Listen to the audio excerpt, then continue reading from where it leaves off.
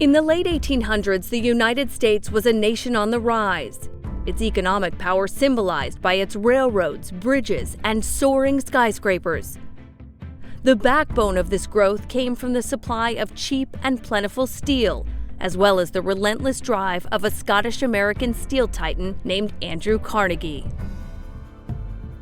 Carnegie was born to a poor family in Scotland and immigrated to the United States as a child. Although he was born into poverty, Carnegie was ambitious, hardworking, and showed a knack for making smart investments. By the time he was in his 30s, he was wealthy. In 1885, Carnegie founded the Carnegie Steel Company in Pittsburgh. Carnegie made his mills the most modern in the world, thanks in part to his meticulous management style. He significantly expanded his company by acquiring most of the other nearby mills and raw material providers, virtually controlling the steel industry in Pittsburgh. But Carnegie Steel still had competitors, including the J&L Steel Company. While competition is often considered a threat to business owners, Carnegie welcomed it. In an 1889 article titled "The Gospel of Wealth," Carnegie wrote about what he called the law of competition, saying, "While the law may be sometimes hard for the individual, it is best for the race, because it ensures the survival of the fittest in every department."